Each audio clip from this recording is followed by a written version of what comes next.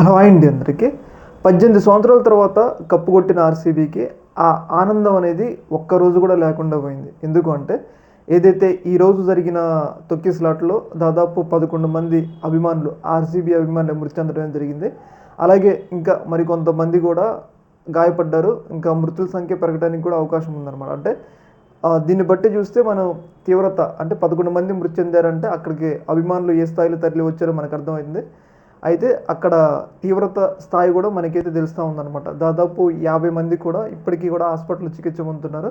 ఒక 4-5 పరిస్థితి చాలా విషమంగా ఉందని చెప్పేసి వార్తలు అయితే వస్తూ ఉన్నాయన్నమాట. అయితే ఈ సందర్భంగా ఈ స్థాయి తొక్కిసలాట జరగడానికి కారణం ఏంటి అంటే పోలీసులు ముందస్తుగా హెచ్చరించారు ప్రభుత్వాన్ని, కర్ణాటక క్రికెట్ బోర్డుని హెచ్చరించారు ట్రాఫిక్ పోలీసులు.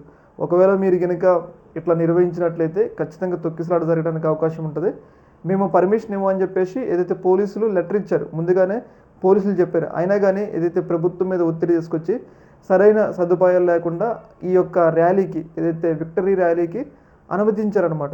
ఇలా అనుమతించడం ద్వారా ఏంటి అంటే సరైన ఏర్పాట్లు చేయలేదు, ఏదో నడుస్తుందిలే అనుకున్నారు. కాకపోతే దాదాపు 18 సంవత్సరాల తర్వాత కప్పు గెలిచినాం కాబట్టి లోకల్గా ఉండే ఏదైతే బెంగళూరులో ఉండే ఆర్సీబీ అభిమానులు, అలాగే చుట్టుపక్కల జిల్లాల్లో ఉండే ఆర్సీబీ అభిమానులు పెద్ద ఎత్తున అక్కడికి తరలి రావడంతో, చిన్నస్వామి స్టేడియానికి తరలి రావడంతో ఏదైతే గేట్లు ఓపెన్ చేసే సమయంలో ఏదైతే అప్పటివరకు కూడా అభిమానులు బయట ఉన్నారు, ఈ ప్లేయర్లు వస్తున్న సందర్భంలో గేట్లు ఓపెన్ చేస్తున్న సందర్భంలో ఒకేసారి ఏదైతే తిరుమల వైకుంఠ ఏకాదశికి సంబంధించిన సంఘటన ఉంది కదా, గేట్లు అప్పటివరకు కూడా క్లోజ్ ఉండి ఒకేసారి ఓపెన్ చేశారు. సేమ్ ఏదైతే చిన్నస్వామి స్టేడియం గేట్లు కూడా అప్పటి వరకు కూడా క్లోజ్ ఉండి పెద్ద ఎత్తున అభిమానులు వచ్చేసరికి ఒకేసారి ఓపెన్ చేశారనమాట. ఆ ఓపెన్ చేయడం వల్ల ఏదైతే చాలామంది కింద పడి తొక్కిసలాట్లో చనిపోవడమే జరిగింది.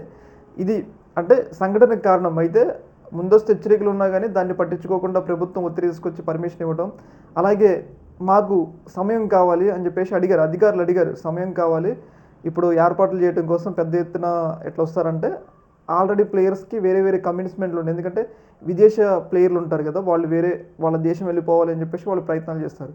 ఇలాంటి సందర్భంలో ఇదే రోజు నిర్వహించాలని చెప్పేసి ఏదైతే కర్ణాటక క్రికెట్ బోర్డు భావించడంతో ఏదైతే త్వరితగతిన ఏర్పాట్లు చేయడం వల్ల ఆ ఏర్పాట్లు ఫెయిల్ కావడం వల్ల ఇంత దారుణమైన సంఘటన జరిగింది. గెలవక ఆర్సీబీ కప్పు గెలిస్తే దాదాపు 11 మంది ప్రాణాలు బలి తీసుకున్నారు. అంటే ఇన్నాళ్ళు కప్పు గెలిచి ఒకళ్ళు గెలిచిన తర్వాత సిచ్యువేషన్ ఏంటంటే ఇట్లా 11 మంది ప్రాణాలు తీసుకున్నారు. ఇది ఒక రకంగా ప్రకృతి విరుద్ధం.